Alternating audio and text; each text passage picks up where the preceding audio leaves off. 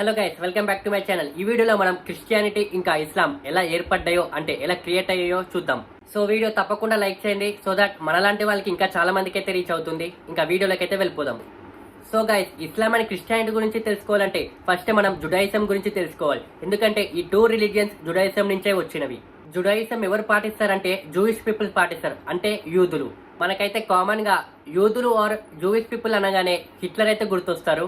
So మనం back to the point వస్తే ఈ జుడాయిజం, క్రిస్టియానిటీ, ఇస్లాం మెయిన్ గా క్రియేట్ అవ్వడానికి కారణం అబ్రహం. ఈ వ్యక్తి చరిత్రగా మొదలయ్యే ఈ మూడు మతాలనే అబ్రహిం రిలీజియన్స్ కూడా అంటారు. ఈ అబ్రహాం గురించి జుడాయిజం యొక్క పవిత్ర గ్రంథాలైన తనక్, తోరా కాకుండా బైబిల్ ఇంకా ఇస్లాం యొక్క పవిత్ర గ్రంథమైన ఖురాన్ లో కూడా ప్రస్తావించడం జరిగింది. మీకు అర్థమయ్యేలాగా ఒక్క మాటలో చెప్పాలంటే జుడాయిజం, క్రిస్టియానిటీ ఇంకా ఇస్లాం ఒక పునాదులు ఒకటే, అంటే ఫౌండేషన్, బేస్ అంటారు కదా.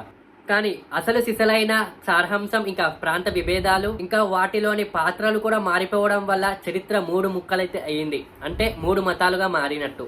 అయితే తనాక్ ఇంకా బైబుల్ ప్రకారం ఒకరోజు దేవుడైతే అబ్రహాంతో ఇలా అంటాడు, నువ్వు ఉంటున్న ప్లేస్ ని వదిలేసి నేను చెప్పిన ప్రదేశానికి వెళ్ళమని దేవుడైతే కలలో అంటాడనమాట అబ్రహాంకి. సో దేవుడు ఒక ఆజ్ఞ ప్రకారం తన ఉంటున్న ఇస్రాయల్ వదిలేసి కెనాన్ అనే ప్రదేశానికి తన భార్య సారాతో వెళ్ళిపోయాడు. దీంతో ఈ రిలీజియన్స్ యొక్క చరిత్రకి పునాది మొదలవుతుంది.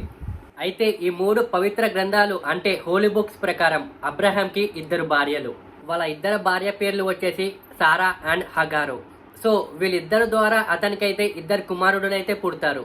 ఫస్ట్ హగారో ద్వారా పుట్టిన పెద్ద కుమారుడు పేరు ఇస్మాయిల్ అయితే సారా ద్వారా పుట్టిన రెండవ కుమారుడు పేరు ఐసాక్. అయితే ఇక్కడ ప్రాబ్లం ఏంటంటే తనక్, తోరా ఇంకా బైబిల్ ప్రకారం చూసుకుంటే అబ్రహాం యొక్క స్వభావం పరీక్షించాలి అనే దేవుడు ఒకరోజు అబ్రహాంతో ఇలా అంటాడు, ఐజాక్ అనే రెండో కుమారుడిని బలివ్వమని ఆదేశిస్తాడు. అయితే అప్పుడు అబ్రహాం ఒక్క మాట మాట్లాడకుండా, ఒక్క ప్రశ్న దేవుడిని ప్రశ్నించకుండా తన రెండో కొడుకు అయిన ఐజాక్ ని బలివ్వడానికి సిద్ధపడతాడు. అయితే అబ్రహాం తన కొడుకుపై కత్తి ఎత్తగానే దేవుడు తనను చంపొద్దని అబ్రహాంని ఆపుతాడు. సో దీంతో తనపై ఇంత నమ్మకంని చూపించి తన కొడుకుని కూడా బలించడానికి వెనుకాడని అబ్రహాంని మెచ్చుకొని అబ్రహాంని అప్పుడు దేవుడు ఫాదర్ ఆఫ్ ఫేత్ గా, అంటే విశ్వాసానికి మూల పురుషుడుగా దేవుడు అతన్ని స్థాపించాయని ఈ మూడు మతాలు యొక్క పవిత్ర గ్రంథాలు చెబుతాయి. అయితే ఇక్కడే అసలైన సమస్య మొదలవుతుంది. అదేంటంటే జుడాయిజం, క్రిస్టియన్ మతం వాళ్ళు ఈ ఘటనలు సేమ్ ఎగ్జాక్ట్లీ జరిగాయని నమ్ముతారు. కానీ ఇస్లాం మత గ్రంథమైన ఖురాన్ మాత్రం అబ్రహాం దేవుడు ఆజ్ఞ ప్రకారం తన కుమారుడిని బలివ్వడం వాస్తవమే. కానీ అబ్రహాం బలివ్వబోయింది ఐసాక్ ని కాదు, తన మొదటి కుమారుడు అయిన ఇస్మాయిల్ అని ఖురాన్ చెప్పుతుంది. సో ఈ ఒక్క వాదనతో చరిత్ర మారిపోయింది. ఐసాక్ తో ఏర్పడే జనరేషన్ అంతా జుడాయిజం, క్రిస్టియానిటీని అనుసరిస్తే ఇస్మాయిల్ తో ఏర్పడే జనరేషన్ అంతా ఇస్లాం ని అనుసరిస్తుంది. అయితే క్రిస్టియానిటీ జుడాయిజం నుంచి ఎందుకు సపరేట్ అవ్వాల్సి వచ్చిందంటే మొదటిలో జుడాయిజం మతం ఒకటే ఉండేది, దీన్ని అబ్రహాం స్థాపించాడు. అయితే ఈ మతాన్ని అనుసరిస్తున్న ప్రజల్ని కాపాడడానికి మోసెస్ అనే ప్రవక్తని దేవుడు పంపిస్తాడని నమ్మేవారు. అలాగే వాళ్ళు మనుషులని దేవుడిలాగా చూడడం తప్పు అని, మనుషులను కేవలం ప్రవర్తులుగా చూడాలని జుడాయిజం మతం వాళ్ళు చెబుతారు. అలానే వాళ్ళని భవిష్యత్తులో పాలించడానికి దేవుడు ఒక కుమారుడు వస్తాడని నమ్ముతారు. అంటే ఆయన భూమి మీదకి వచ్చిన వెంటనే రాజుగా భూమి మీద ఉన్న ప్రజలందరినీ పరిపాలిస్తాడని జుడాయిజం మతం అనుసరించే వాళ్ళందరూ ఎదురు చూసేవాళ్ళు. కానీ అదే జుడాయిజంలో పుట్టిన మేరీ అనే పవిత్రమైన స్త్రీకి జీజస్ పుడతాడు. సో అలా జీజస్ జన్మించిన తర్వాత జీజస్ ప్రజలకు ఎన్నో బోధనలు చేసి ఎంతో మంది ప్రజలను ఇన్స్పైర్ చేయడంతో సో అప్పుడు జుడాయిజం మతంలో ఉన్న చాలా మంది జీజస్ ని దేవుడు ఒక కుమారుడు అని నమ్మడం మొదలు పెడతాడు. కానీ అదే జుడాయిజంలో ఉన్న ఇంకొంతమంది యోధులు జీసస్ క్రైస్ట్ అప్పుడు ప్రజల్ని ఇన్స్పైర్ చేసే విధానం, తన చనిపోయి మళ్ళీ తిరిగి లేచే వంటి సంఘటనలు చూసి జుడాయిజంలో ఉన్న ఇంకొంతమంది యోధులు జీర్ణించుకోలేకపోయారు. దీంతో జుడాయిజం మతంలో ఉన్న కొంతమంది యోధులు జీసస్ క్రైస్ట్ ని వాళ్ళు ఎప్పటి నుంచో ఎదురు చూస్తున్న దేవుడు ఒక కుమారుడిగా ఒప్పుకోలేదు. సో ఈ ఒక్క కారణంతో జుడాయిజం మతంలో విభేదాలు ఏర్పడ్డాయి. ఇంకా ఎవరైతే జీసస్ క్రైస్ట్ ని దేవుడు ఒక కుమారుడిగా అంగీకరించారో క్రిస్టియానిటీగా ఏర్పడితే, జీసస్ క్రైస్ట్ ని దేవుడు ఒక కుమారుడిగా ఎవరైతే అంగీకరించలేదో, అంటే ఎవరైతే యాక్సెప్ట్ చేయలేరో జుడాయిజం మతంలో ఉండిపోయారు. సో గైస్, ఇది క్రిస్టియానిటీకి ఇంకా జుడాయిజం కున్న మెయిన్ డిఫరెన్స్. ఇంకా ఇస్లాం గురించి మాట్లాడుకుంటే అప్పుడు అబ్రహాం బలివ్వబోయింది ఐసాక్ కాదు, ఇస్మాయిల్ అనే బలమైన కారణం అని చెప్పుకోవచ్చు. ఇంకా ఇస్లాంలో మహమ్మద్ ని చివరి ప్రవక్తగా భావిస్తారు. అలానే ఇస్లాంలో జీసస్ క్రైస్ట్ ని ప్రవక్తగా అంగీకరిస్తారు, కానీ దేవుడు ఒక కుమారుడిగా అంగీకరించరు. సో ఈ కారణంతో జీసస్ క్రైస్ట్ ఒక మెసెంజర్ అని నమ్మే జుడాయిజం ఇంకా ఇస్లాం కి దగ్గర పోలిక ఏర్పడింది. ఇప్పుడు మనం ఈ పవిత్ర గ్రంథాల ఒక టైం పీరియడ్ ఏంటో చూసేద్దాం. జుడాయిజంలోని పవిత్ర గ్రంథమైన తనక్ అండ్ తోరాని 450 బీసీలో రాయడం జరిగింది. బైబిల్ని 50 ఏడీలో రాయడం జరిగింది. ఇక్కడ బీసీ అంటే బిఫోర్ క్రైస్ట్, ఇంకా ఏడీ అంటే ఆనో డోమిని.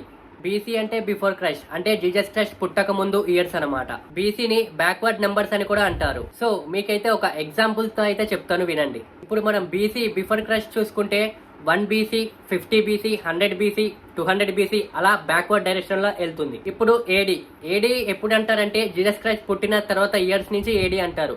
1 ఏడీ, 500 ఏడీ, 1000 ఏడీ, 2000 ఏడీ, ఇప్పుడు 2026 ఏడీ. సో ఏడీని ఫార్వర్డ్ డైరెక్షన్ కూడా అంటారు. BC is equals to backward, AD is equals to forward.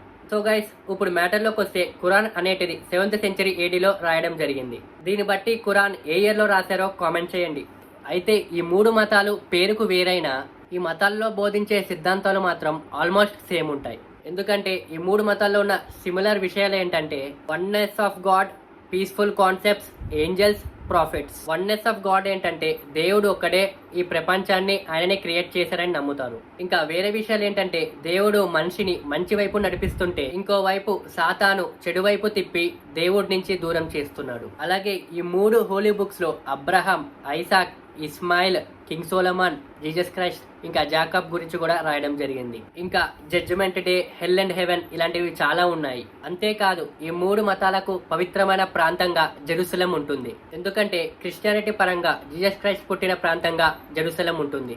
అలాగే అబ్రహాం దేవుడు ఆజ్ఞ ప్రకారం తన కుమారుడు ఐసాక్ ని బలివ్వడానికి సిద్ధపడిన ప్రాంతంగా జుడాయిజం మతాన్ని అనుసరిస్తున్న యూదులందరూ పవిత్ర స్థలంగా గుర్తిస్తారు. అలాగే వాళ్ళ రాజైన కింగ్ సోలమన్ ఒక ఆలయం కట్టిస్తారు. అయితే ఈ ఆలయం కొంతమంది శత్రు దేశాల రాజుల ద్వారా 2 సార్లు కూల్చడానికి ప్రయత్నించబడింది. సరిగ్గా అప్పుడే అక్కడ 8th సెంచరీ ఏడీలో ముస్లిమ్స్ యొక్క మక్కా అండ్ మదీనా తర్వాత వాళ్ళు 3వ అతి పవిత్రమైన ప్రదేశంగా భావించే ఆల్ అక్సాని ఆ ప్రాంతంలోనే నిర్మించారు. ఎందుకంటే ఇక్కడి నుంచే మొహమ్మద్ ప్రవక్త స్వర్గానికి ప్రయాణించారని నమ్ముతారు. అందుకే ఈ ప్రాంతానికి ఈ 3 మతాల మధ్య సంబంధం ఉంది. సో గైస్, ఇప్పటికి కూడా వీళ్ళ మధ్య కాన్ఫ్లిక్ట్స్ జరుగుతూనే ఉంటాయి, కానీ రీజన్స్ అనేటివి చేంజ్ అవుతూ ఉంటాయి. మీరు ఒకటి గమనిస్తే over the years Iran Israel war జరుగుతూనే ఉన్నాయి, కానీ దీనికి స్టోరీ మళ్ళీ వేరేది ఉంది. ఇప్పుడు మెయిన్ రీజన్ వచ్చేసి న్యూక్లియర్ వెపన్స్. సో గైస్, ఇంకా మీకు ఈ 3 రిలీజియన్స్ మధ్య డిఫరెన్సెస్ ఏంటో ఎలా క్రియేట్ అయ్యాయో మీకు అర్థమైంది అనుకుంటున్నాను. మీకు ఏమైనా డౌట్స్ ఉంటే కామెంట్ చేయండి. ఒకవేళ నా పదాలు కొంచెం అటు ఇటు అయి ఉంటే క్షమించండి. మళ్ళీ నెక్స్ట్ వీడియోలో కలుసుకుందాం. Bye, take care.